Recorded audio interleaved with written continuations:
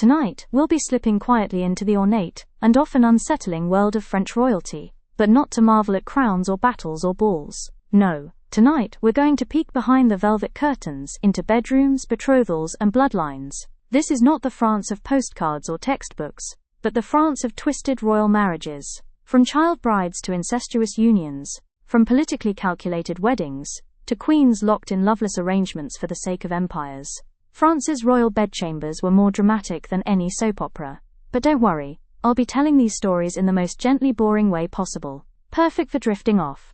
There's no need to remember dates, names, or dynasties. All you have to do is settle in, let your mind soften, and let history do the rest. So take a breath, wiggle your toes, and let's begin our journey into the strange and sleepy world of France's royal marriages. Let's start with perhaps the most famous and tragically mismatched royal marriage in French history, Marie Antoinette and Louis XVI. But before the guillotine, before the revolution, before her powdered wigs and the infamous phrase she never actually said, "Let them eat cake," there was a young girl, just 14 years old, sent across the continent to marry a boy she'd never met. Marie Antoinette was the youngest daughter of Empress Maria Theresa of Austria. She was bright, charming, musically gifted, and completely unprepared for the French court. Louis Auguste, her soon-to-be husband, was shy, awkward, fond of keys, locks, and hunting. At just 15, he was more comfortable tinkering with metalwork than engaging in royal ceremony. He was also under enormous pressure, the future king of a nation that believed its monarch was chosen by God. Their marriage was arranged to seal a political alliance. Austria and France had been enemies for centuries, and this union was supposed to end that. But from the very beginning, it was clear the two were not a match. Marie Antoinette arrived in France in 1770. Her identity was quite literally stripped at the border. Her Austrian clothes, her name, her language, all replaced with the expectations of a perfect French dauphine. The wedding itself was an extravagant affair. Over 5,000 people crowded into the Palace of Versailles to witness it. The celebration went on for days, but in the bedchamber, things were less celebratory. The marriage remained unconsummated for years. Yes, for 7 long years after the wedding, the couple reportedly did not complete the physical act that sealed royal unions. This became a matter of state concern. Ambassadors, advisors, even the Empress of Austria herself, all speculated on what was going wrong in the royal bedroom. Some blamed Louis's awkwardness. Others whispered about anatomical challenges. Still others accused Marie of being cold or uninterested. In truth, they were simply two teenagers thrown together in a palace full of spies, politics, and pressure. Eventually, after much intervention, awkward guidance, and even a rather personal conversation with Marie's brother, the future Emperor Joseph II, the couple finally succeeded in consummating the marriage. They would go on to have 4 children, but happiness remained elusive. Louis was withdrawn. Marie found comfort in parties, gambling, and fashion. The French public turned against her, branding her Madame Deficit for her spending habits. And as the revolution loomed, their marriage, like their monarchy, unraveled. They died not just as failed rulers, but as symbols of a broken system. Still, their story remains a quietly haunting one. 2 young people, crushed under the weight of a crown, bound by duty, doomed by history, and so we move gently forward. If you're still with me, nestled in pillows or maybe already drifting, let's glide further back in time to the 17th century. To a time of powdered wigs, court intrigues, and a sun king who ruled not just a nation, but the hearts, lives, and even marriages of everyone around him. Let's talk about Louis XIV, the famous Roi Soleil or Sun King, and his strange uncomfortable connection to Maria Theresa of Spain. Not to be confused with Marie Antoinette's mother, this Maria Theresa was the Spanish princess married off to Louis XIV, as a way to end decades of war between France and Spain.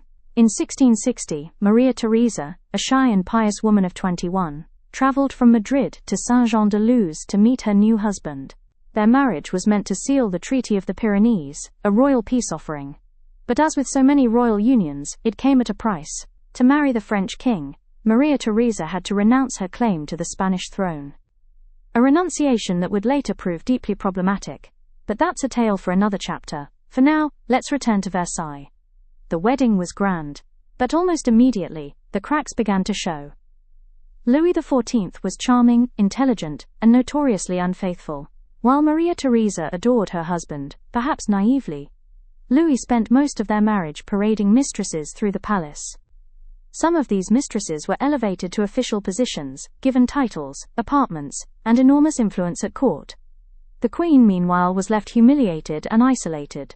But it gets stranger, because one of Louis's most famous mistresses was his own sister-in-law. Let's pause here. Louis's younger brother, Philippe, Duke of Orléans, was married to Henrietta of England, also known as Madame Henriette. She was beautiful, witty, and politically astute. And, for a time, she was the king's most passionate companion. Rumors of an affair between Henrietta and Louis began swirling not long after her arrival in France. They were often seen in close conversation, laughing, even dancing together late into the night. Philippe, her husband, was less than pleased. He confronted them, accused them both, and even arranged for spies to monitor his own wife. To quell the scandal, the king abruptly took on a new mistress, Louise de la Vallière, and gave her an apartment in the palace just a few doors down from Maria Theresa. The queen's humiliation was complete. She once remarked quietly but sadly that she had more children by her husband's mistresses than she ever would by him, a reference to the many illegitimate offspring running through the halls of Versailles. Still, Maria Theresa never complained publicly. She performed her duties, attended every public mass, bore 6 children. Only one, the Dauphin, survived to adulthood. She died in 1683, just 44 years old. Louis XIV, who had long ignored her in life, reportedly cried when she died, saying, quote, "This is the first sorrow she has ever given me." Their marriage was not built on love, but on politics, appearances, and duty. A union between 2 empires, not 2 hearts. And yet, in her silence, Maria Theresa left behind a legacy of quiet endurance. Let's drift now, through the candlelit corridors of Versailles, and into another chapter of France's tangled royal romances. Let's float back now to the 16th century.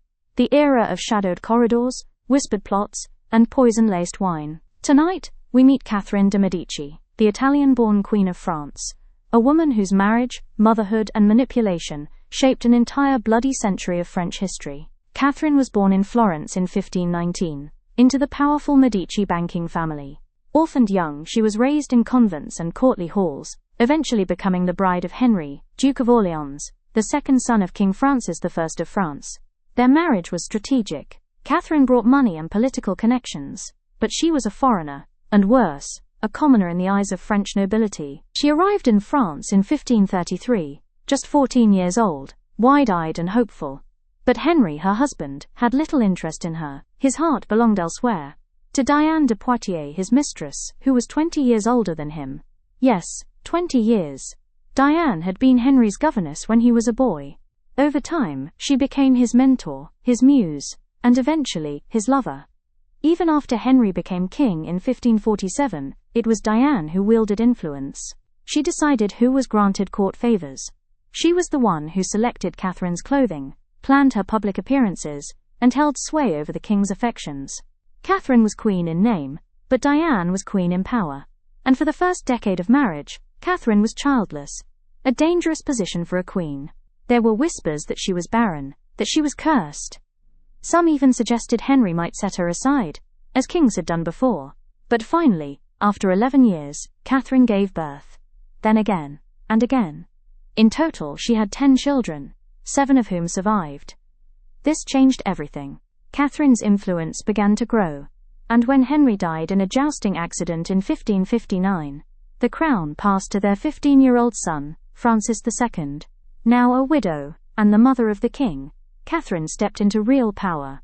She would go on to rule as regent for 3 of her sons, each ascending the throne in quick succession, and each meeting a tragic fate. But here's where the twisted part begins. Catherine was obsessed with keeping her family in power, and she would go to chilling lengths to do so. She married her daughter Margaret to the Protestant Prince Henry of Navarre, in what was supposed to be a moment of unity in a religiously divided France. But 3 days after the wedding, in what became known as the St. Bartholomew's Day massacre, thousands of Protestants were slaughtered in the streets of Paris, with Catherine rumored to have approved the bloodshed. She also arranged, and allegedly sabotaged, multiple marriages for her sons, all in the name of control. Francis II died young. Her second son, Charles IX, was emotionally unstable, haunted by guilt from the massacre, and died at 23. Her third son, Henry III, became king, but rumors swirled about his sexuality, his indulgent court, and his strange relationship with his favorites, known as the Mignons. Henry III never produced an heir, and Catherine's last hopes for a lasting dynasty began to crumble. In her final years, Catherine was surrounded by court astrologers, fortune-tellers, and alleged poisoners. She kept a cabinet of vials and tinctures. Her name became synonymous with sorcery and suspicion. Was she truly a poisoner? Or just a powerful woman in an era that feared them? No one knows for sure. But the tales endured. Catherine died in 1589, just months before her last son was assassinated, stabbed in a monastery by a fanatical monk. She had outlived her husband, her enemies, and nearly all of her children. Her marriage had been loveless, her family cursed, and her legacy forever shadowed by blood. Let's breathe gently now, let the flickering torchlight fade, and wander onward to the next strange chapter in France's royal history. If you're still listening, or floating between thoughts and sleep, let's move even deeper into the candlelit pages of royal France. This time, we meet a woman born into a cage of splendor, trapped in a marriage that was never truly hers. Her name was Marguerite de Valois, better known to history as Queen Margot. She was the daughter of Catherine de' Medici and King Henry II, the same Catherine we just spoke about. And like many women born into royalty, her life was not hers to direct. Her marriage was not about love. It was a political powder keg, and it nearly got her killed. Marguerite was intelligent, elegant, and fiercely independent. She read Latin, debated philosophy, and composed poetry. But her world was ruled by her mother's iron hand. When Marguerite came of age, France was consumed by religious warfare between Catholics and Protestants. In an attempt to create peace, Catherine de' Medici arranged for her Catholic daughter to marry the Protestant Henry of Navarre. This alliance was meant to calm the tensions between the two religious factions, at least on the surface. The wedding took place in 1572 outside Notre Dame Cathedral. But it was anything but joyful. Henry of Navarre didn't want to marry a Catholic. Marguerite didn't want to marry at all. And Paris was full of Protestant guests who had come to celebrate, unaware of the horror that awaited them. Just 6 days after the wedding, the St. Bartholomew's Day massacre began. On the night of August 23rd, bells rang across Paris. And Catholics, allegedly with the Queen Mother's approval, began slaughtering Protestants in the streets. Thousands were killed.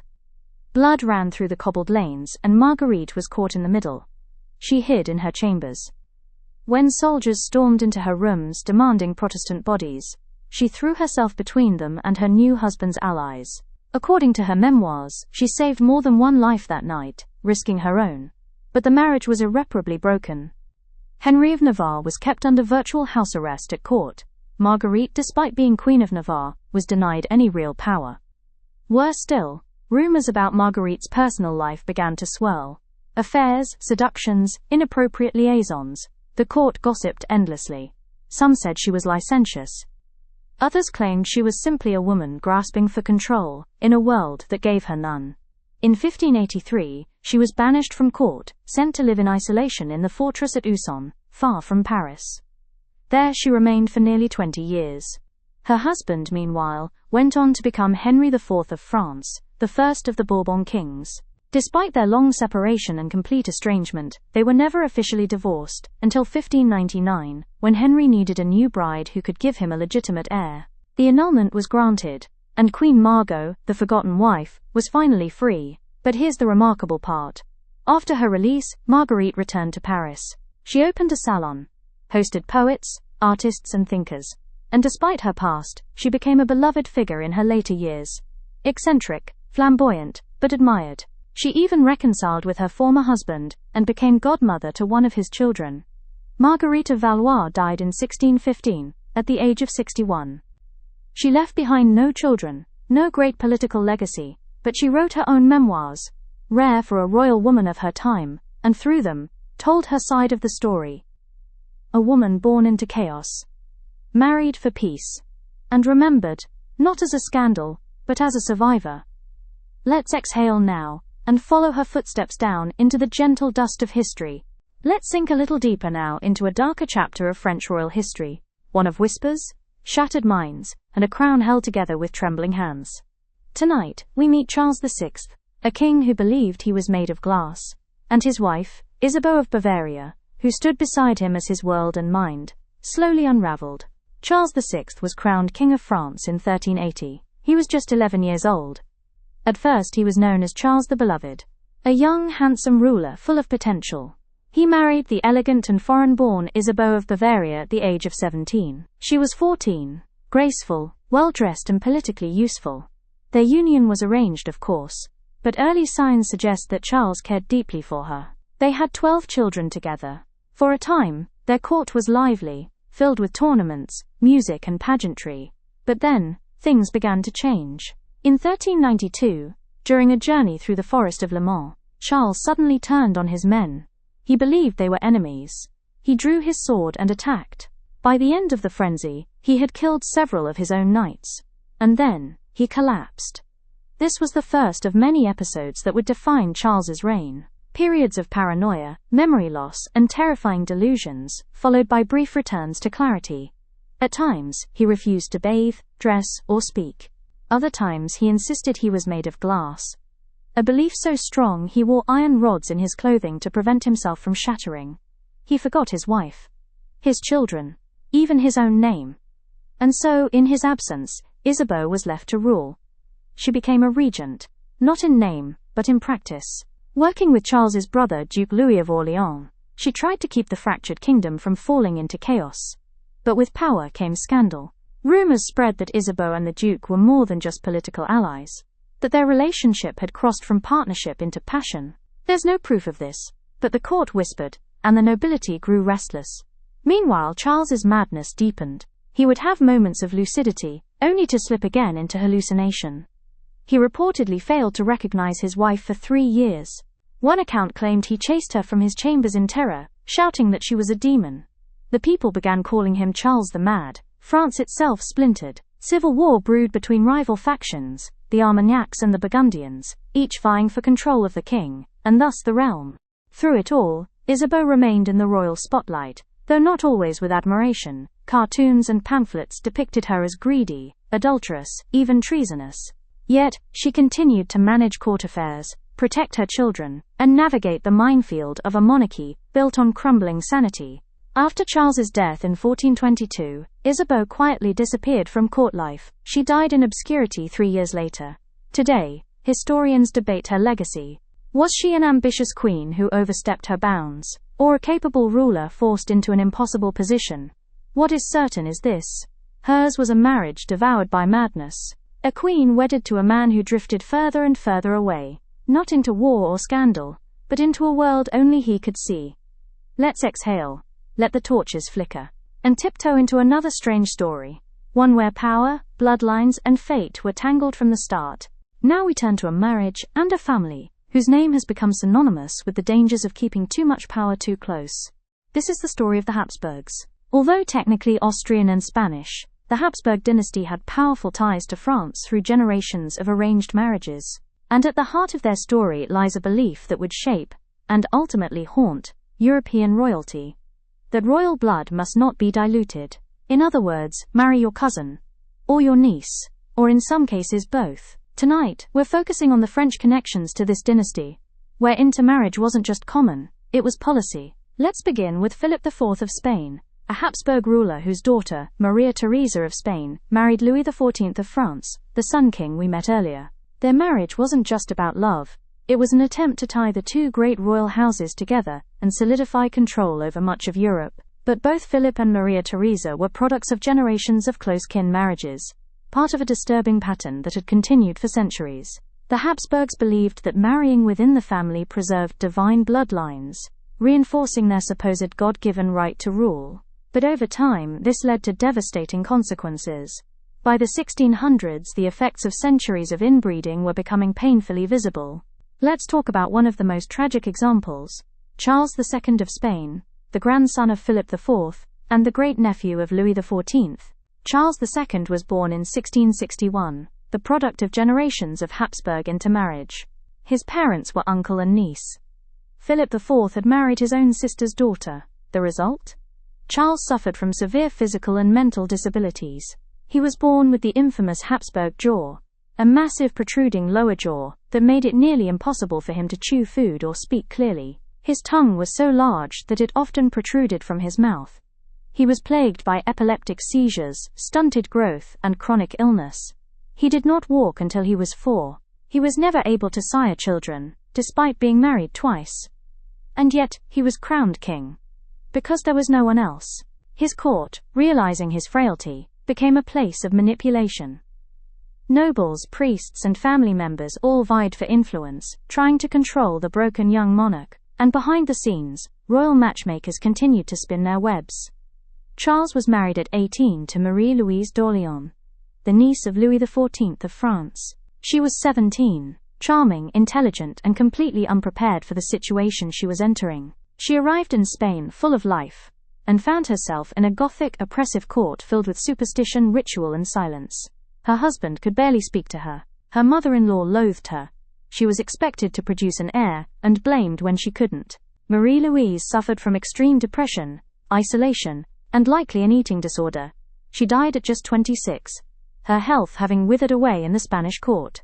Charles then married Maria Anna of Neuburg, another foreign princess who met a similar fate, childless, unhappy, trapped. When Charles died in 1700, his autopsy revealed that his body was severely malformed. He was 39, but his body had deteriorated as though he were much older. The Spanish Habsburg line ended with him. No children, no strength, just the echo of a dynasty that had collapsed under the weight of its own bloodline. France, meanwhile, inherited much of the fallout. Louis XIV's grandson would eventually ascend the Spanish throne, beginning the Bourbon dynasty of Spain. But the legacy of these twisted marriages, born of ambition, tradition, and fear, lived on in portraits, in history books, and in the tragic jawlines of Europe's most unfortunate kings. Let's close this chapter gently. No need to remember all the names. Just let them drift, like fading oil paintings in a quiet museum. This is the story of a young woman named Marie-Louise of Orléans, a princess of France, who, in one of the most bizarre events in royal history, was married to a man who was already dead. Let's return briefly to the reign of Louis XVI, the last king of France before the Revolution. His cousin, Marie-Louise, was born in 1779 into a world of decadence, hierarchy, and unshakable rules. She was promised, even from her earliest years, to Louis Joseph, Duke of Burgundy, the eldest son of the king and heir to the French throne. But as fate would have it, Louis Joseph fell gravely ill with tuberculosis. The court held its breath. Doctors were summoned, prayers were whispered. But in 1789, the same year revolution would begin to stir. Louis Joseph died at just 7 years old. He was buried with full honors. But here's where it becomes surreal.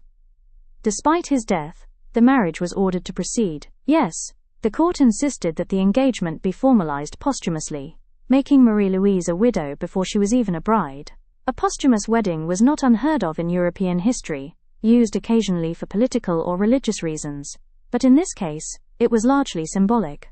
Royal officials believed that formalizing the union would preserve dynastic legitimacy and ensure that Marie-Louise retained her status and rights as a future duchess, even if her husband was no longer alive.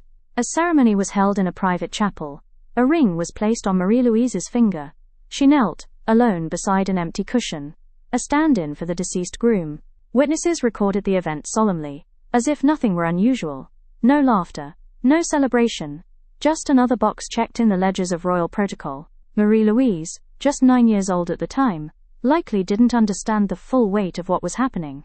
But from that day forward, she was titled the Dowager Duchess of Burgundy, a widow of someone she had never truly met as an adult. She never married again. In later years, long after the monarchy fell and France stumbled into revolution, exile, and restoration, Marie-Louise faded into quiet nobility. She spent her remaining life far from the public eye, her title a relic of a strange union no one spoke of. Hers was a marriage built not on love or politics but on ritual and symbolism, held together by paper and ceremony, not flesh and blood.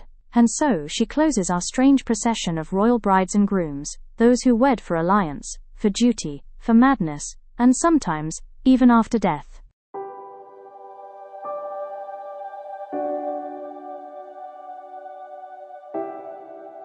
Our next story begins not with a grand wedding, but with a bride who disappeared before her vows could even be spoken. She was Louise of Savoy, a noblewoman born in 1476, raised not quite royal yet never truly free.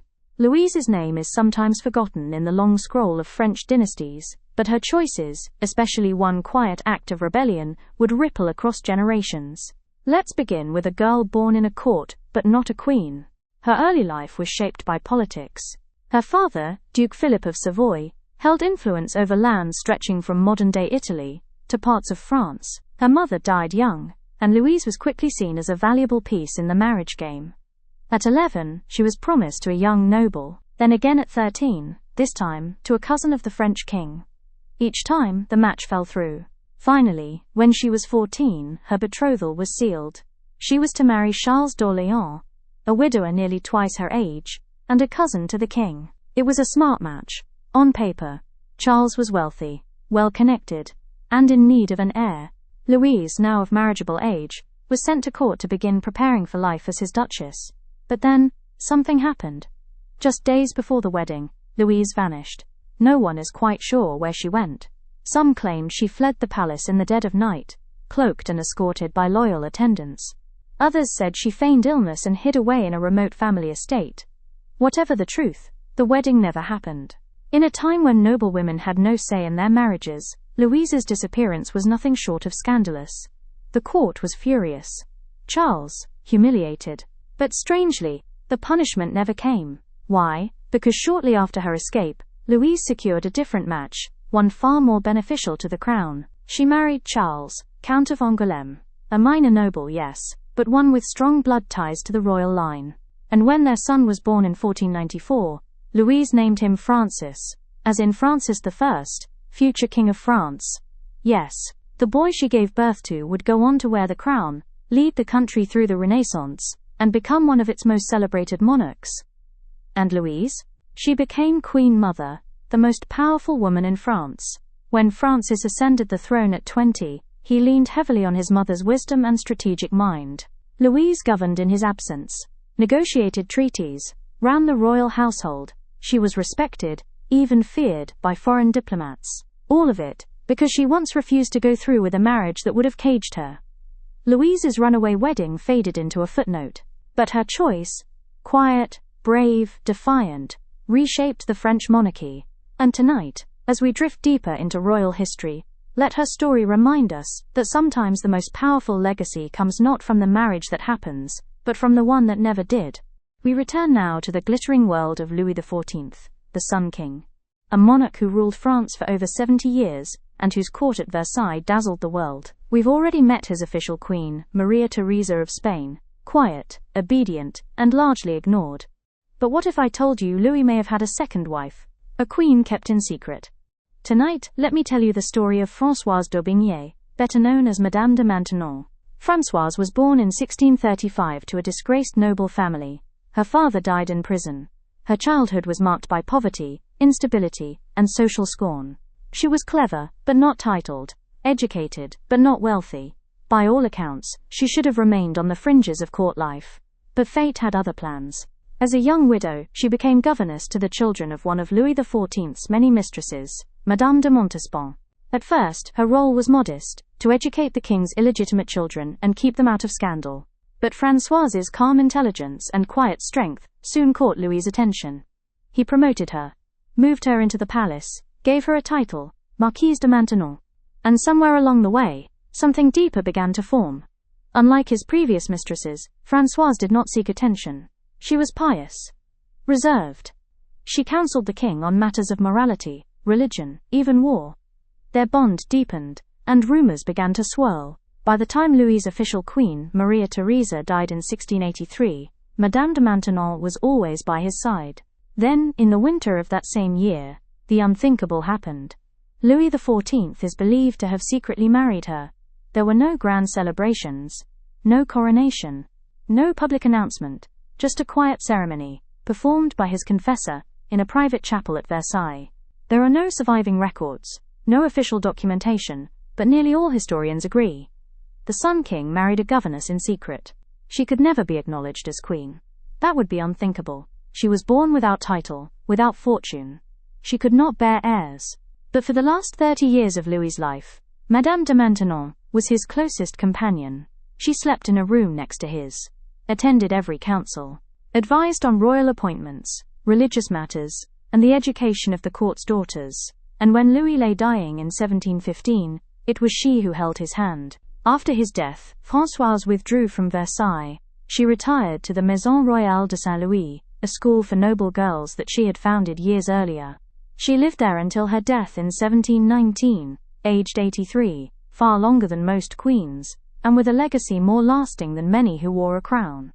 She left behind no royal children, no monuments, no coronation portraits, but she had reigned quietly, in the heart of the greatest king France had ever known. So tonight, as your thoughts drift like candle smoke, let the story of Françoise remind you, sometimes, the most powerful queen is the one no one ever sees. Tonight we turn to a story of sisters, of royal daughters married off like chess pieces, and of a quiet rivalry that simmered behind every beau's smile and courtly curtsy. This is the tale of Elizabeth Charlotte of Orleans and Louise Elizabeth of Orleans. Two noble women, cousins by blood but sisters in fate, bound by the expectations of the Bourbon court. Let's begin with the House of Orleans, a cadet branch of the French royal family. These were the cousins of the king, close in lineage, but not quite on the throne. In the early 18th century, France was reeling from the long reign of Louis XIV. His great-grandson, Louis XV, had just become king, a child on the throne. Power shifted to the hands of the Duke of Orleans, the young king's regent, and he wasted no time positioning his daughters and nieces into advantageous marriages across Europe. At the heart of this strategy were two young women, Elizabeth Charlotte of Orleans, who was wed to the Duke of Lorraine, and Louise Elizabeth of Orleans, married off to the heir of Spain, the future Louis I of Spain. At first glance, these unions seemed like triumphs. Elizabeth Charlotte's marriage gave her power in Lorraine, a buffer state between France and the Germanic realms. She was cultured, politically astute, and quickly became a beloved figure in her new court. Louise Elizabeth's match, however, was more precarious. She was barely 12 years old when she was sent to Spain. Her husband, Louis of Spain, was only a few years older. Their union, though celebrated with fanfare, was rushed and fraught. Louise Elizabeth never adjusted to the Spanish court. She clashed with customs, struggled with the rigid etiquette, and was known for her erratic behavior, giggling during solemn masses, dancing in the halls, even appearing barefoot at formal events. The Spanish court found her scandalous. Her behavior was seen not as youthful exuberance, but as madness. Still, she became queen when her husband briefly ascended the throne, only to be widowed within a year. Louis I died of smallpox at 17. Louise Elizabeth, now Queen Dowager of Spain at just 14, was sent back to France in disgrace. Meanwhile, her cousin Elizabeth Charlotte, graceful, stable, and politically savvy, had risen in stature. She ruled alongside her husband in Lorraine, raised a large family, and was admired across courts. The contrast was stark. One cousin, revered; the other, ridiculed. Though they shared the same bloodline, and were both born into privilege, their fates diverged in a way that echoed through French court gossip for years. Louise Elizabeth spent the rest of her short life in France, largely forgotten, her title reduced to a curiosity. She died at 32, childless, her legacy little more than footnotes in royal diaries. Elizabeth Charlotte, on the other hand, became the grandmother of Marie Antoinette, her bloodline directly influencing the final queen of the French monarchy. Their story reminds us that in the world of royalty, not all crowns weigh the same. And sometimes, being a queen doesn't make you powerful. And not being a queen doesn't make you forgotten. As the candles flicker lower, let's continue with a story of royal romance and betrayal. Let us travel now to the court of Louis XIV, one last time, to meet a woman born of English royalty, married into French nobility, and dead, suddenly, mysteriously, at the age of 26. This is the story of Henrietta Anne of England, sometimes called Minette, daughter of the executed King Charles I of England, sister to Charles II, and wife of Philippe I, Duke of Orleans, the brother of Louis XIV. But more than that, it's the story of a political pawn-turned-princess, whose charm enchanted the court, whose heart divided it, and whose untimely death sparked centuries of suspicion. Henrietta was born in 1644 during England's Civil War, into chaos and exile. Her father was beheaded when she was just a child. Her mother fled to France, where Henrietta was raised in the royal court as a guest, a displaced princess in a foreign land. But exile made her clever, multilingual, observant. By her teenage years, she was widely regarded as graceful, witty, and highly desirable. In 1661, she married Philippe, Duke of Orleans, known for his flamboyance, his fashion, and his very public relationships with male lovers. Their marriage was not expected to be a passionate one, and it wasn't. Philippe lavished attention on his favorites, such as the powerful and scheming Chevalier de Lorraine, while Henrietta was left to navigate the treacherous waters of the court on her own. But she wasn't alone for long. Louis XIV, her brother-in-law, became deeply fond of her. Some said they were in love, others said it was political. Whatever it was, their closeness caused a storm of jealousy, especially from Philippe and his inner circle. To quell the gossip, Louis began courting Louise de la Vallière, but many believe this was orchestrated by Henrietta herself, to create distance and protect both their reputations. Still, she remained one of the king's closest confidants. Henrietta was also an important political envoy. In 1670, she negotiated the Treaty of Dover between England and France, a secret alliance that brought the two monarchies closer under Catholic interests. For a woman in the 17th century, this was extraordinary, but soon after her diplomatic triumph, everything began to unravel. Henrietta fell suddenly, violently ill. She complained of intense stomach pain after drinking a cup of chicory water. Within hours she was writhing in agony, and by dawn she was dead, at just 26. Her last words, according to witnesses, were, "I believe I have been poisoned." The court exploded with rumors. Suspicion fell immediately on her husband Philippe, and more precisely, on his lover, Chevalier de Lorraine, whom Henrietta had tried to have exiled. Was this revenge? An autopsy was ordered, rare at the time, and doctors declared she died of natural causes, likely peritonitis from a ruptured ulcer, but few believed it. Pamphlets circulated, portraits draped in black. Whispers echoed through salons for decades. Even centuries later, some historians continue to debate, was Henrietta poisoned, or simply another tragic figure in a toxic court? What is certain is this: she died young, brilliant, and burdened, caught between two nations, loved by a king, mourned by none more than the pages of her own letters, where she once wrote, "I live in a place where every smile hides a knife." Let us drift now, away from the poisoned teacups and fading perfume, and into the story of a bride whose groom never came. The chapter takes us back to the 15th century, a time of turmoil, superstition, and fragile treaties. And at its heart is a princess named Yolande de Valois, a royal daughter trained for one purpose only, to marry. But unlike most royal brides, Yolande's marriage never came. Because her groom simply vanished, not in a dramatic escape or tragic death, but in silence and politics. Yolande was born in 1434, the daughter of Charles VII of France and Marie of Anjou. At the time of her birth, France was still recovering from the 100 Years' War. Her father had recently reclaimed the throne from the English, and France's future hung delicately in the balance. As was customary, Yolande's life was set before she could speak. She was engaged, at just 2 years old, to Louis, Duke of Savoy. The match was political, of course. It was meant to secure peace with the strategically important region of Savoy, which straddled parts of what are now France, Switzerland, and Italy. The wedding was planned for when Yolande came of age. In the meantime, she was trained in court etiquette, language, needlework, and diplomacy. Her dowry was prepared, her trousseau sewn. The royal astrologers even picked an auspicious date. But as she approached marriageable age, the Duke of Savoy stopped responding. At first there were delays. He was traveling. He was ill. There were matters of state to attend to. But soon it became clear. The groom was no longer interested. Whether it was political pressure, personal disinterest, or a shift in alliances, the Duke of Savoy quietly withdrew from the arrangement. No announcement, no scandal. Just silence. Yolande, now in her mid-teens, waited. And waited. Years passed. Other suitors came and went. But Yolande, once destined to be a duchess, was no longer marketable. She had been promised once, and that promise had evaporated. By the time she reached 20, it was understood she would never marry.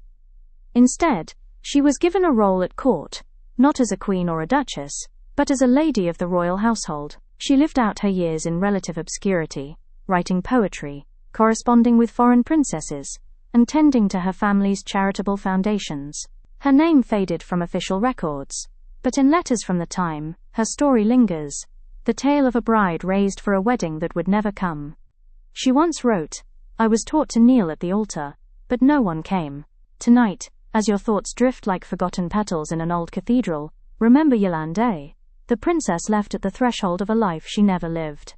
Her story, like so many others, is not one of grandeur, but of quiet disappointment, wrapped in lace and duty. And now, with her tale, we reach the end of our procession of twisted royal marriages, and prepare to close the curtain on centuries of crowns, candles, and uneasy vows. Let us drift now into the 18th century, to the delicate gilded world of the Bourbon dynasty, to the age of powdered wigs, lace fans, and gentle steps across marble floors. And at the heart of it all, we meet a woman who was born into duty, married into power, and died just before she would have become Queen of France. Her name was Marie Joseph of Saxony, a princess from the German court of Saxony, chosen to be the bride of Louis, Dauphin of France, the only surviving son of King Louis XV. Their union was not the first choice. In fact, Marie Joseph was the second wife of the Dauphin. His first wife, Maria Teresa Rafaela of Spain, had died just a year after giving birth, leaving the court heartbroken and the Dauphin inconsolable. It was Marie Joseph's task to heal the dynasty. She arrived at Versailles in 1747, just 15 years old. At first she was seen as quiet, awkward, and a little too devout. She was deeply religious, a contrast to the light-hearted extravagance of court life. But over time, she won hearts, especially the heart of her husband. Unlike many arranged royal couples, the Dauphin and Marie Joseph fell in love. They shared a private humor. They prayed together, walked the gardens, wrote letters when apart. Their affection grew, even under the watchful gaze of the palace. Over the course of their marriage, they had 8 children, including 3 sons who would one day wear the crown, or die trying. One of them would become Louis XVI, the ill-fated king married to Marie Antoinette. Another would be Louis XVIII, who ruled after the Revolution. And another, Charles X, would wear the crown before it shattered once more. Marie Joseph's greatest legacy was not as a queen, but as a mother of kings. And yet, she was never queen herself. Her husband, the Dauphin, died suddenly in 1765, at just 36 years old. His lungs had grown weak from repeated illness. His death left the court in mourning, and Marie Joseph shattered. Though she was still the mother of the heir, she withdrew from court. She refused the lavish trappings, declined to attend balls, spent her days in prayer and grief. She died 5 years later, in 1767, before her son ever took the throne. And so, though born to be queen, she never wore the crown. She is often forgotten in the lineage of French royals, but in truth, it was her bloodline that defined the final era of the monarchy. Her son would lose his head. Her grandsons would rule, be exiled and return. Her daughters would be scattered across Europe. Some nuns, some queens, some martyrs. Marie Joseph, the uncrowned queen, remains a quiet shadow in history, a woman who never sat on a throne, but shaped it from behind. Let's breathe deeply now, and follow the flicker of time into another story, one of silence, sorrow, and lace-trimmed isolation. In the golden halls of Versailles, where music played softly and mirrors reflected candlelight in every direction, there once lived a queen who ate alone, prayed alone, and loved a king who barely noticed she existed. Her name was Marie Latinska, and she was Queen of France for over 4 decades, longer than any queen before her.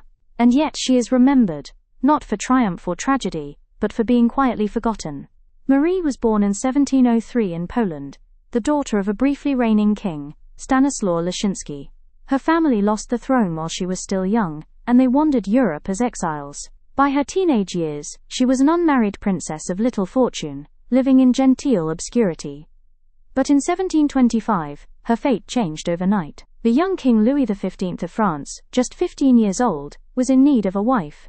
His advisors sought someone fertile, Catholic, and politically neutral, someone who wouldn't threaten the delicate balance of European alliances. Marie, though 22 and considered past her prime, was chosen. The wedding was arranged in haste. Louis had never met her.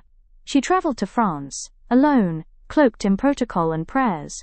When they met for the first time, she curtsied. He kissed her hand.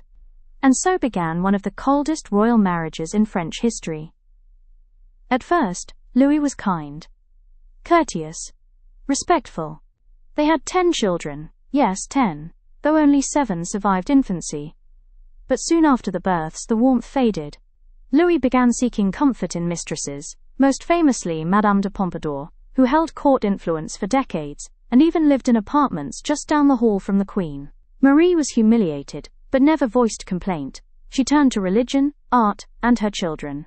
She would spend hours embroidering altar cloths. She dined alone, rarely appeared at court events. Her favorite room was not the grand salon, but a small private chapel. Though queen in name, she had no political power. No say in war or taxes or treaties. Her duties were ceremonial, to produce heirs, attend state dinners, and smile beside the king. And yet, she remained faithful. She never caused scandal, never sought revenge, never wrote letters of grievance. Her greatest sorrow came when her children began to mimic the king's disdain, seeing her as dull, overly pious, and out of touch. She once remarked in a letter, "I live among ghosts and no one hears me breathe." Marie Leczinska died in 1768, after 43 years as queen. She was buried without much fanfare, her passing overshadowed by the rising generation Louis XVI and his soon-to-be bride, Marie Antoinette. But perhaps that's where her true legacy lies. In contrast to the extravagance and drama of those who came after her, Marie's life reminds us of the quiet burdens royal women often bore. Loneliness beneath gold ceilings, obedience dressed in satin, and a crown that brought not glory but silence. Let's turn now to another daughter of France, raised in luxury, only to meet a very different end. Tonight's chapter is not about a wedding that took place, but about one that never could. It is the story of Elizabeth of France, the youngest sister of King Louis XVI, a princess born into a world of silk and chandeliers, who would die in a prison cell during the French Revolution. She was called Madame Elizabeth. Born in 1764 at the Palace of Versailles, she was raised amid privilege, but always stood slightly apart from the glittering court around her. Elizabeth was deeply religious, intelligent, and known for her loyalty above all else. She was considered a prize in the royal marriage market. Various foreign princes were proposed as her match, including members of the houses of Savoy, Parma, and even the Austrian court, but Elizabeth resisted. Again and again, she turned down the offers, and finally, she declared that she would never marry, because her place, she believed, was beside her brother Louis XVI. The court didn't understand it. They called her stubborn, but her refusal became an act of defiance and love. When the revolution began, and the monarchy was under siege, Elizabeth remained at the king's side. Even as many nobles fled the country, she stayed. Even when warned, begged, or ordered to leave, she refused. She followed the royal family through their downfall, from Versailles to the Tuileries Palace under guard, then to the failed escape attempt at Varennes, and finally to the dark, narrow walls of the Temple prison in Paris. There, she shared a cell with Marie Antoinette, the king, and their children. She nursed the queen's son when he grew ill. She prayed, wrote, comforted her family.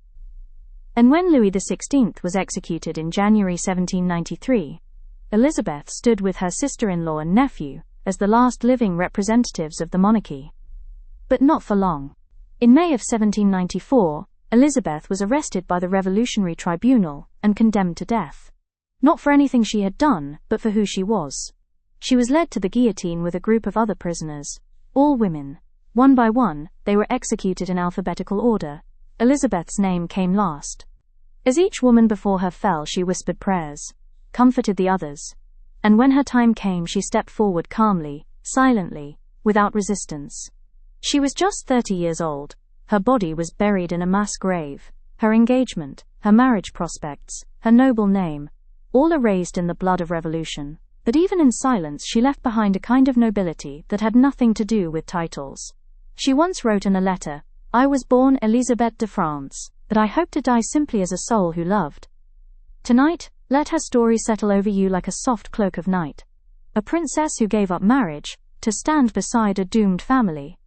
A royal who chose faith over escape. Let's take one last breath and step now into a story older still, one of kingdoms, conquest, and a queen married twice to France itself. Tonight, let us travel back to the late 15th century, when the map of France was still being drawn, and one duchess held an entire region in her hands. Her name was Anne of Brittany. She was a queen twice over, married to 2 different kings of France, and yet, her life was shaped not by power, but by loss. Let's begin in the year 1477, when Anne was born in the independent Duchy of Brittany, a fiercely proud region in the northwest of modern France. Her father, Francis II, was Duke of Brittany. He wanted his daughter to inherit his lands and preserve their sovereignty. But France had other ideas. The French monarchy sought to absorb Brittany to make it part of the growing kingdom. And so, from the moment Anne could walk, she was treated not just as a child, but as a key to a kingdom. When her father died, Anne became Duchess of Brittany at just 11 years old. Immediately, kings and dukes across Europe began courting her, not for love, but for control. To avoid falling into French hands, Anne agreed to marry Maximilian I of Austria, by proxy. The ceremony was held without the groom even present, a political tactic to protect her duchy, but the French were furious. They invaded Brittany and forced Anne to annul the marriage, claiming it was invalid under French law. Then came the twist. To secure peace, she was required to marry the French king himself, Charles VIII. Anne, just 14 years old, was escorted to France under guard. There, she was married to a man she did not choose, the very monarch who had taken her kingdom. She was crowned Queen of France. For a time, her life was confined to the walls of Château d'Amboise. Though her marriage to Charles was reportedly respectful, it was deeply political. They had several children, but none survived infancy. Then, in 1498, Charles died unexpectedly, hitting his head on a low doorway while rushing to watch a game of tennis. Anne, now widowed, was still the Duchess of Brittany. And here's where it gets stranger. The new king, Louis XII, was not free to marry her. He already had a wife. But to retain Brittany, Louis annulled his own marriage and proposed to Anne. And so, in 1499, she married the French crown again. 2 kings. 2 royal weddings. Same duchess. But even then, Anne remained committed to preserving Brittany's independence. She insisted her daughters inherit the duchy, and made efforts to pass it down through her bloodline, not France's. Her marriage to Louis was more affectionate than her first. They had 2 daughters, one of whom, Claude, would go on to marry into yet another royal house, bringing Brittany, finally, under permanent French rule. Anne died in 1514 at the age of 36. Her body was buried in the Basilica of Saint Denis, but her heart, quite literally, was placed in a golden reliquary and sent back to Brittany. Her will requested it. A final act of loyalty to the land she had once ruled. Tonight, let her story drift through your thoughts like waves on a northern coast. A queen who wore 2 crowns, but never forgot the soil she came from. Now, let us follow one final bride. A woman who watched the last monarchy of France fall away, not in blood, but in sorrow. Tonight, our journey through France's strangest royal marriages brings us to the last queen. A woman born into royalty, married for stability, and swept out of power by a tide of revolution she never caused. Her name was Marie Amélie, of Naples and Sicily, and her marriage to the last king of the French was neither scandalous nor violent. But it was, in its quiet way, just as tragic. Marie Amélie was born in 1782 in Naples, the daughter of Ferdinand I of the 2 Sicilies, and Maria Carolina of Austria, a sister of Marie Antoinette. Yes, from birth, she carried in her blood the memory of the guillotine. She grew up in the shadows of revolutionary violence. Her mother spoke often of Marie Antoinette's execution. Her family fled Napoleon's invasions multiple times. And so, even as a child, Marie Amélie understood that crowns could slip, and heads could fall. In 1809, she married Louis-Philippe d'Orléans, a man of royal blood but liberal sympathies. His family had supported the early stages of the French Revolution. His father had even voted for the execution of Louis XVI. After years of exile, war and uncertainty, Louis-Philippe returned to France in 1815, and slowly rebuilt his political reputation. By 1830, a second revolution swept France. This time not to abolish the monarchy, but to replace it. The older Bourbon king, Charles X, was deposed, and the people offered the throne to Louis-Philippe, not as King of France, but as King of the French, a symbolic change. He would be a constitutional monarch, not an absolute one. Marie Amélie, now queen, was reluctant. She had no desire for power, she hated public display. And above all, she feared the cycle would repeat. Still, she fulfilled her duties, hosting foreign dignitaries, supporting charities, and raising her children, many of whom married into other royal houses of Europe. But France was restless, poverty grew, industrialization surged, and in 1848, amid widespread protests, the monarchy was overthrown once again. Louis-Philippe abdicated. The royal family fled in disguise, boarding a ship to England. Marie Amélie, at 66 years old, packed only what she could carry. Her final act before leaving the palace was to kneel and kiss the threshold, whispering a prayer. She lived the rest of her life in exile, near Surrey, England. There, in quiet gardens and small chapels, she lived not as a queen, but as a widow, a grandmother, and a figure of calm dignity. She never returned to France. She died in 1866, at the age of 84, outliving her husband, her throne, and the very idea of monarchy in France. Marie Amélie is remembered for her grace, her composure, and the deep sorrow she carried, but never wore on her sleeve. She once said, "Queens may weep in silence, but they must never cry in public," and so she never did. Tonight, we begin a new set of royal reflections. Stories not always found in gilded family trees, but between the quiet spaces of what might have been.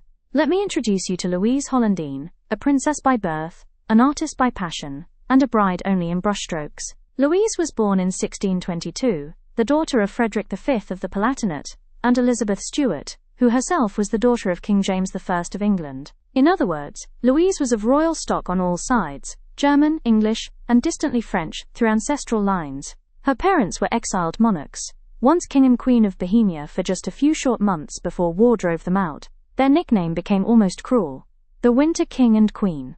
Louise was raised in The Hague, in a court of exiles, dreamers, and wandering nobility. And it was there she discovered her love for painting. She studied under court artists, copying religious icons and portraits. But what set her apart was her ability to capture emotion. The subtle curve of a grieving cheek, the tension in a gloved hand, the longing in a bride's eyes. Yes, brides. Louise became known for painting wedding portraits, not of herself, but of others. While her siblings were married off to princes and dukes across Europe, Louise remained at home. Suitors were offered. Some said she was engaged. But nothing ever materialized. There were rumors of a secret love, a forbidden attachment to a Catholic noble, but her Protestant family would never have approved. Instead, Louise turned inward. At the age of 27, she converted to Catholicism, a shocking decision for someone from a staunch Protestant dynasty. Her family disowned her. Her brothers accused her of betrayal. She fled in secret to France, where she entered a convent, not just as a nun, but eventually as an abbess, the spiritual leader of the Abbey of Maubuisson, once patronized by medieval queens. There, Louise continued to paint her nuns, her gardens, and most hauntingly herself. In one self-portrait, she is dressed as a bride, but there is no groom, only a mirror. Louise died in 1709, aged 87, one of the last surviving children of the Winter King and Queen. She left behind hundreds of paintings, many unsigned, many anonymous. No royal marriage, no crown. But in the corners of museums and forgotten cathedrals, her hands remain. Her brides stare out from gilded frames, frozen in the moment before vows are ever spoken. And somewhere in the brushstrokes, so does she. So let us drift now, from cloisters and canvas, into the chambers of a queen who married into England and lost everything. Tonight, we visit a queen whose marriage was meant to unite nations, but who found herself caught between two worlds, wrapped in velvet and shadow. Her name was Henrietta Maria of France, the youngest daughter of King Henry IV of France, and Marie de Medici, and sister to Louis XIII.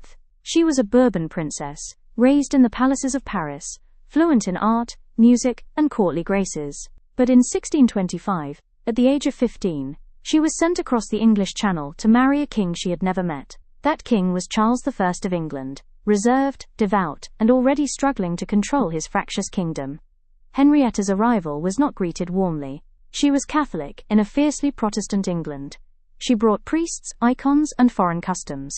And though her French gowns and charm captivated some, many feared she was a dangerous influence. Their wedding took place by proxy in Paris, and again in person once she arrived in England. But the early years of the marriage were rocky. Charles's court distrusted her. She felt isolated, barely speaking English at first, and tensions between her Catholic household and Protestant advisors often turned public and bitter. Yet over time, something unexpected happened. Charles and Henrietta grew close. Though their marriage had begun as political necessity, it deepened into love and loyalty. They had 9 children, though only 5 survived childhood. They exchanged letters daily. He wrote to her as Dear Heart. But peace would not last. England in the 1640s was a kingdom on the brink, torn by disputes between monarchy and parliament, between Catholics and Protestants, between tradition and reform. And Henrietta, with her foreign advisors and Catholic ties, became a lightning rod for public rage. Pamphlets accused her of sorcery. Cartoons portrayed her as a papal puppet. Crowds chanted her name with venom in the streets. Then came civil war. Henrietta fled England, pregnant and heartbroken, seeking help from her family in France. From exile, she tried to raise money, troops, and support for her husband, but it was not enough. In 1649, Charles I was executed by Parliament, beheaded in Whitehall. Henrietta collapsed when she heard the news. She wore mourning black for the rest of her life. Her children were scattered, some in exile, others imprisoned. She returned briefly to France, then lived quietly in England, after the monarchy was restored under her son, Charles II. But she was never truly at peace again. She died in 1669 at the age of 59, in France, far from the throne she once shared, far from the man she had loved. Henrietta Maria's marriage was not twisted by betrayal or scandal, but by history itself. She had come as a bride of peace, and left as a widow of war. Tonight, let her story settle gently over your thoughts, like the black veil she wore until her last breath. Let us now travel inward to a royal woman erased almost completely, but not quite.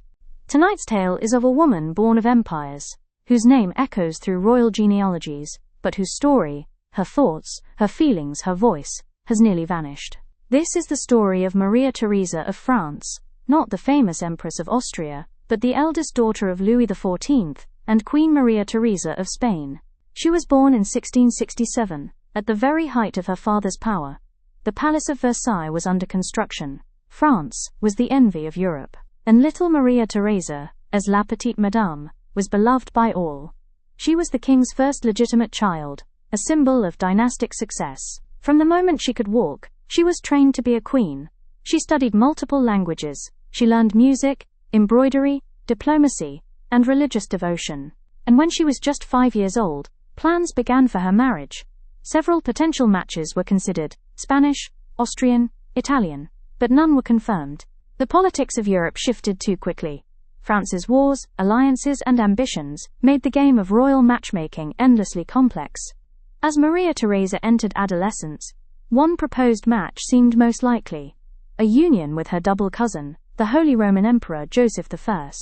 It would have reunited the French and Austrian Habsburg lines and ended a generation of conflict.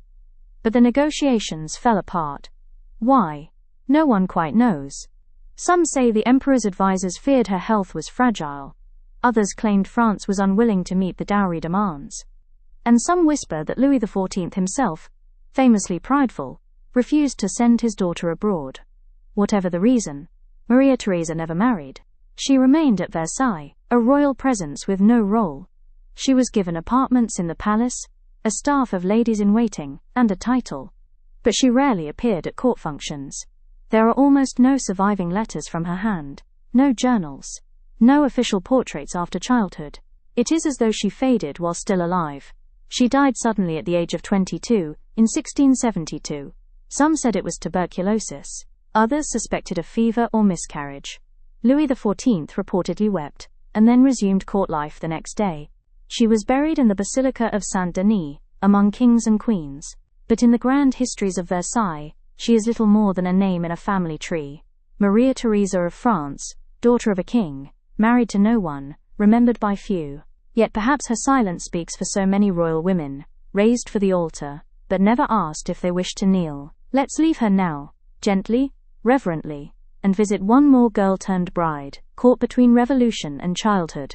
Tonight, we meet a child who became a bride, a duchess at 13, and a widow before she could truly understand what it meant to rule. Her name was Marie Thérèse of Savoy.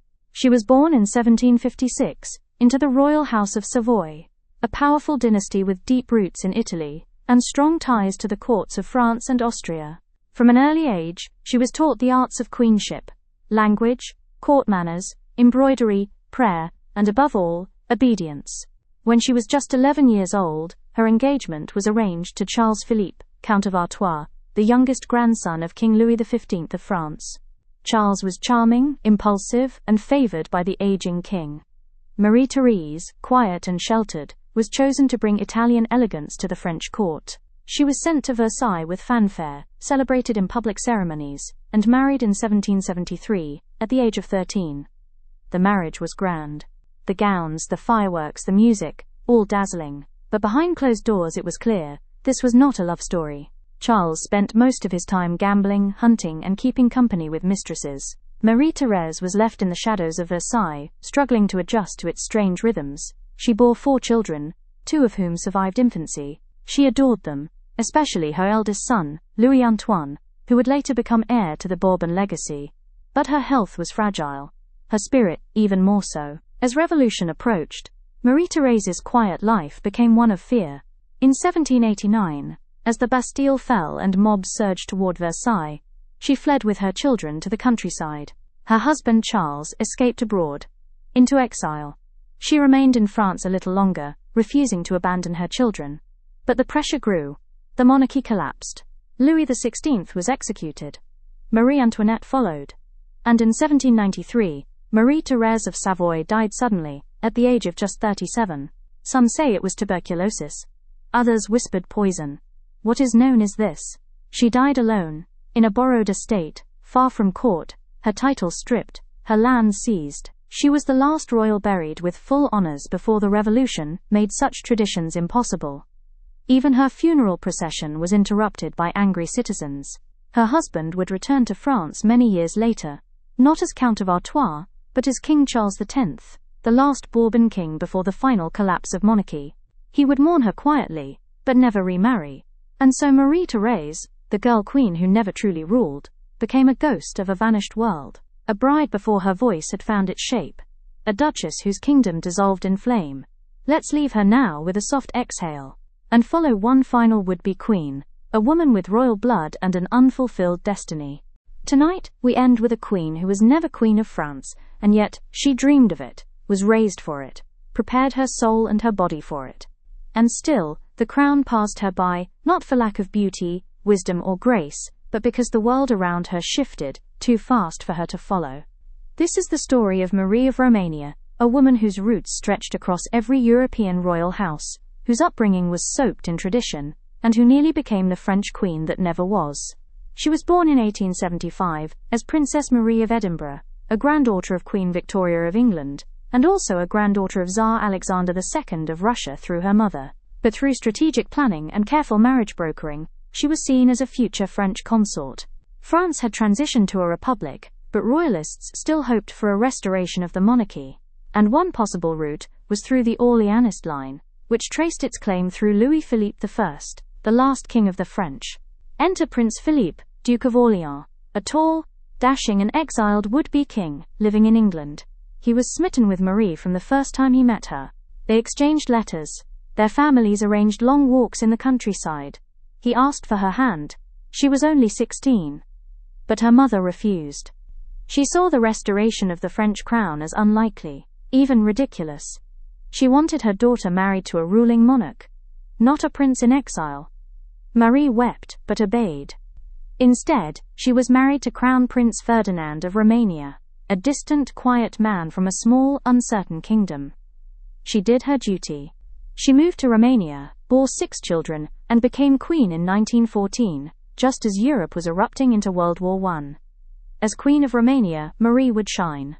She visited hospitals, rode into battle zones. She served not just as consort, but as nurse, mother and patriot.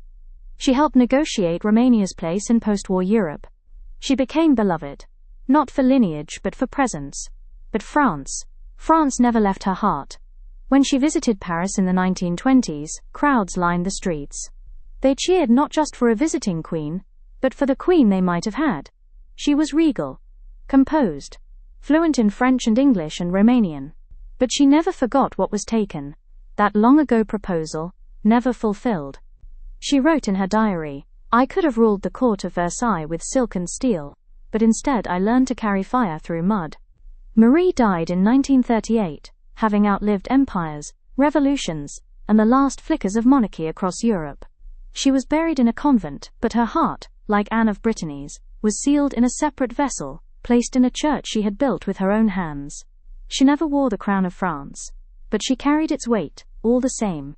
Tonight, let us drift back to the early 14th century, to a time when France was ruled by capes and crusades, and queens could disappear behind stone walls without a trace.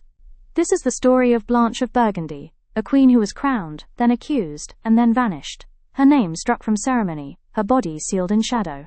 Blanche was born around 1296 into the powerful House of Burgundy, a family known for its ambition and military might. At just 15, she was married to Charles of Valois, the brother of King Louis X, and third in line to the French throne. Her marriage was one of strategy.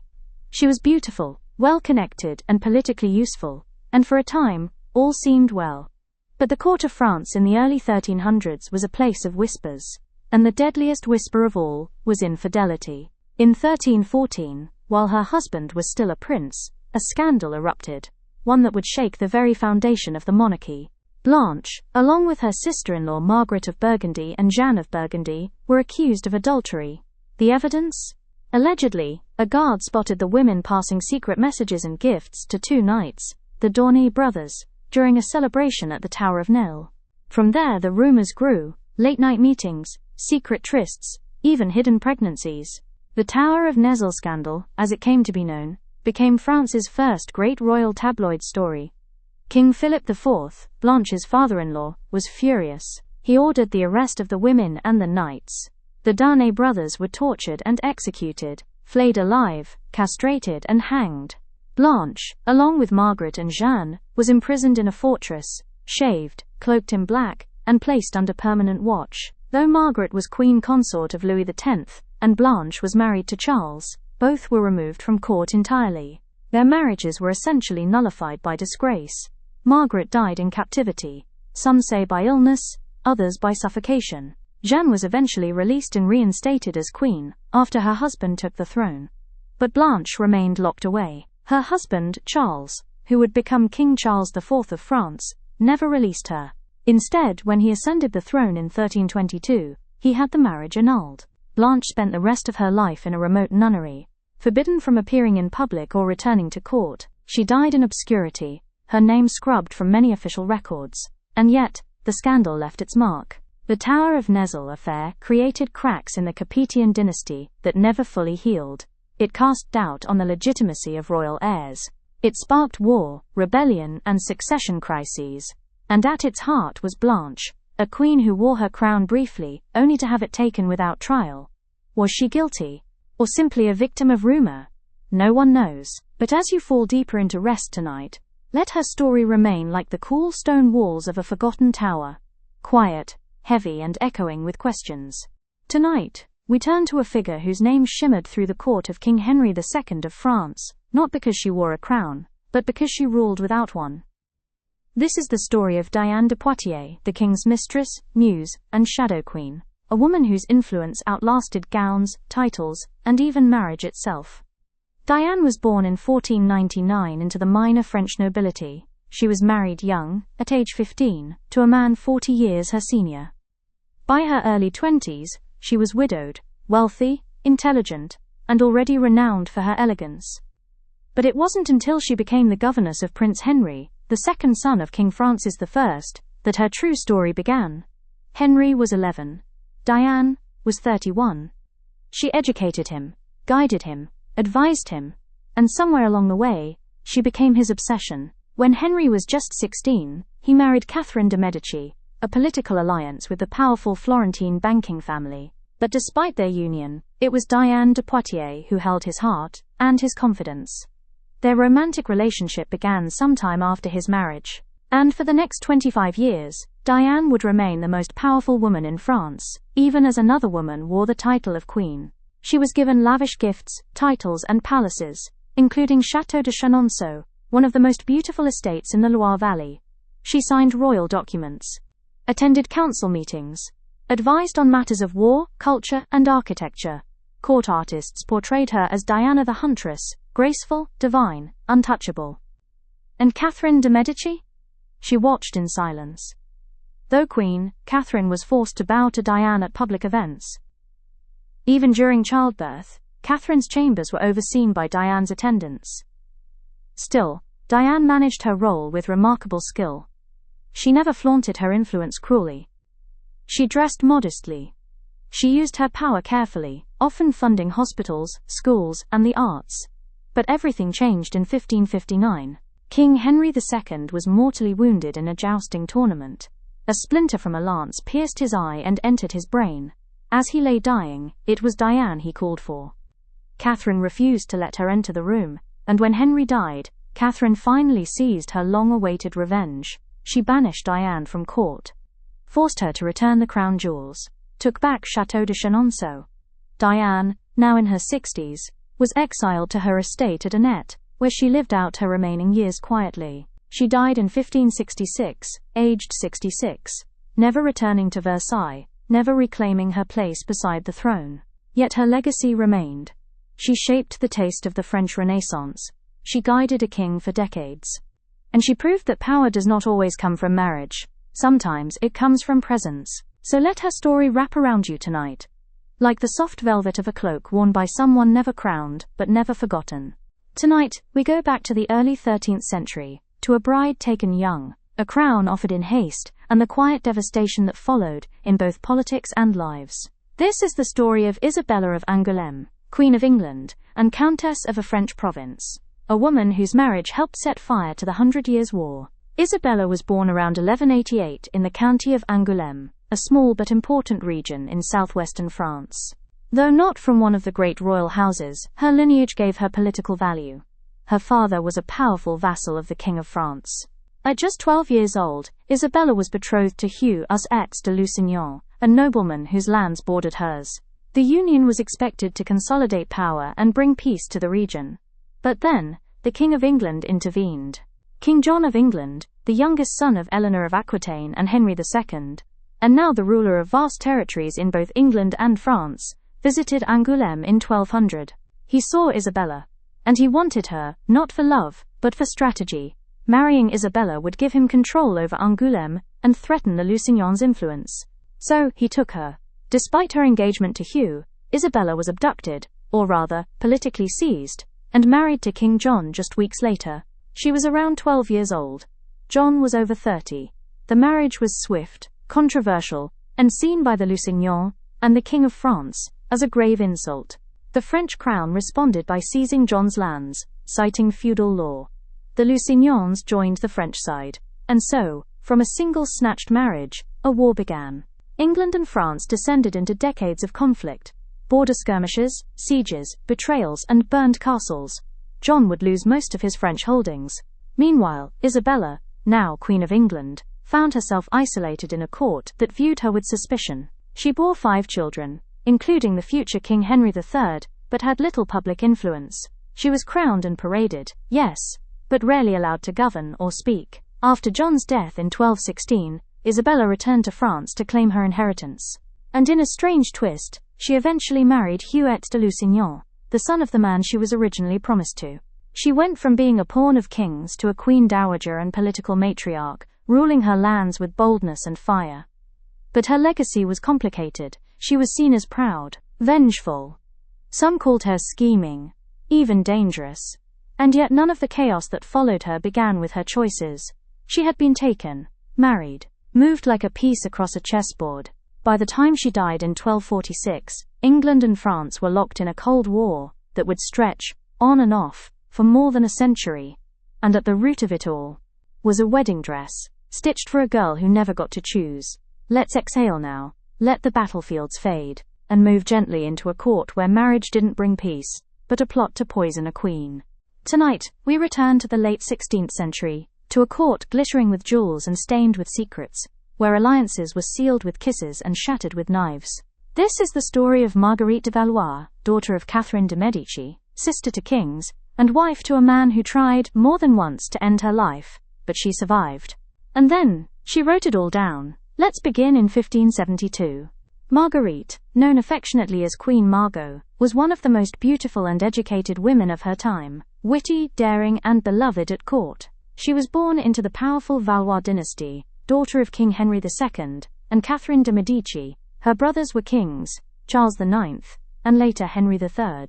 At the height of the French wars of religion, violent clashes between Catholics and Huguenots, her mother arranged a marriage that would supposedly bring peace. Marguerite would marry Henry of Navarre, the Protestant leader, and future Henry IV of France. The idea was bold, a Catholic princess marrying a Protestant prince. Paris was uneasy.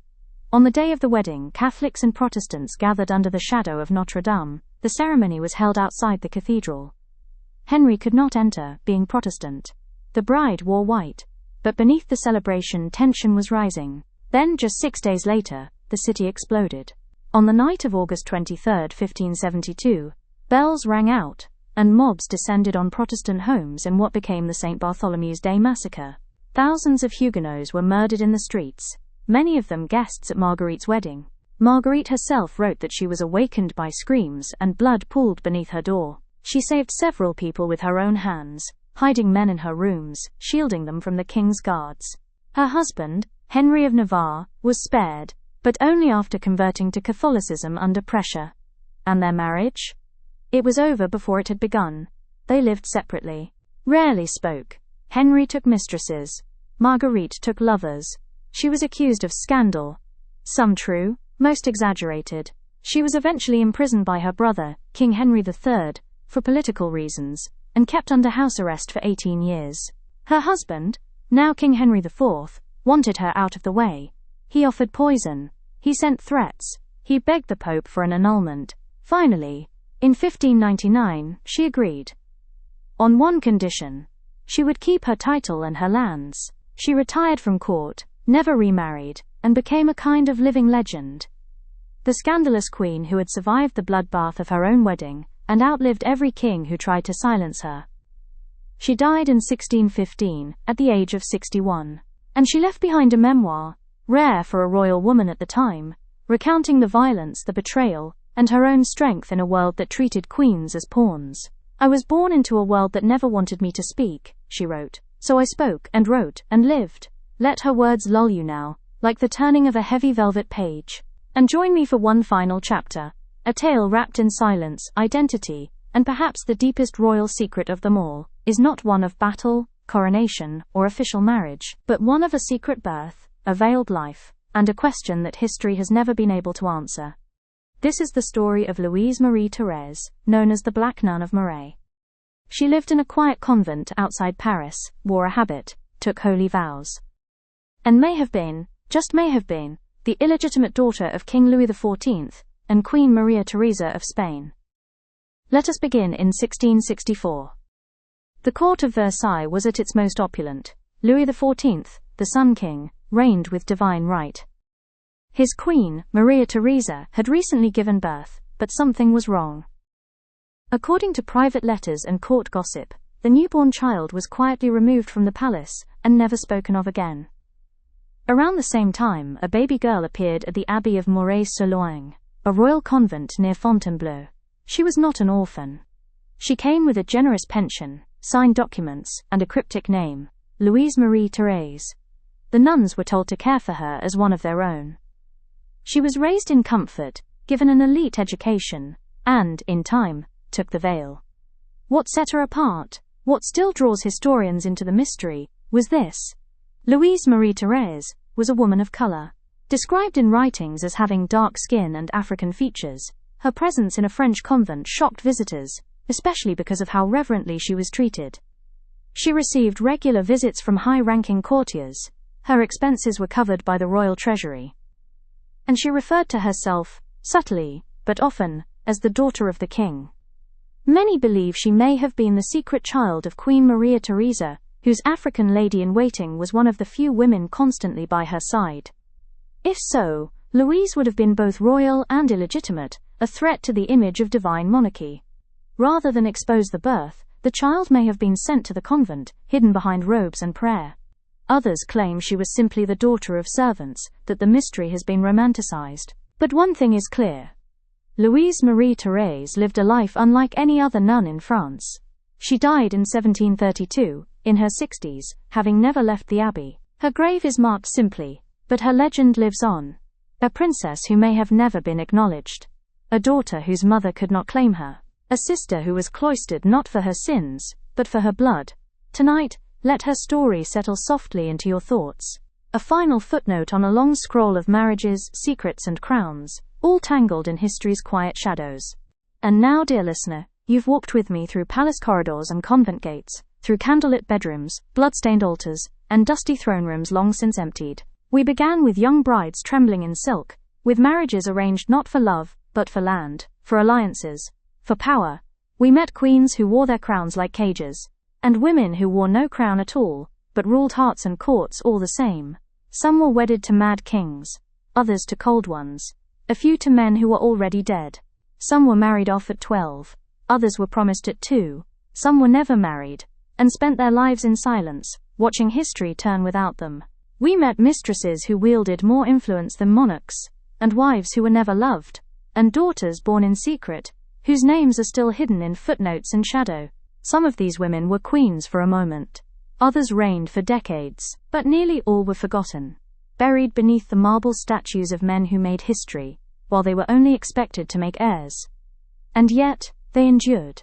With every stitch sewn for a wedding gown, every vow whispered in Latin, every child kissed before being sent to a distant court, they held on. These women, these twisted, tragic, powerful brides of France, were more than what their marriage contracts claimed. They were survivors, strategists, storytellers. Some outlived their kings, some outsmarted them. A few left behind memoirs, portraits, and scandals that outlasted the dynasties they were born into. And now, so have you. You've wandered through centuries tonight, across 27 royal marriages, from medieval towers to marble halls, from whispered vows to sharpened swords. You've met Marguerite de Valois, who saved lives on the night of her own wedding massacre, Catherine de Medici, who pulled strings from behind the throne, and maybe poisoned a few rivals along the way, Marie Antoinette, who never said let them eat cake, but lost her head anyway, Diane de Poitiers, who ruled from beside the king's bed, never his altar, Louise Marie Therese, who may have been born of queens, but died behind convent walls, and dozens more, each carrying their own strange, heavy, delicate burden. So now, let it rest. Let the bells of Versailles fade. Let the flicker of torchlight go dark. Let the echo of 1,000 I do's drift like incense into nothing. There is no need to remember every name. No need to hold every lineage or title in your mind. All you need to carry is the truth, that behind every glittering crown was a woman holding her breath. And now, you can exhale. Sleep, dear listener. You've walked through centuries of secrets. You've heard the hidden hymns of queens. And you are safe now, far from the towers, the guillotines, the poisoned rings, the political beds. Here there is only peace. Here there is only quiet. Let history fade, like a dream. And I'll see you again next time, in Whisper Hollow.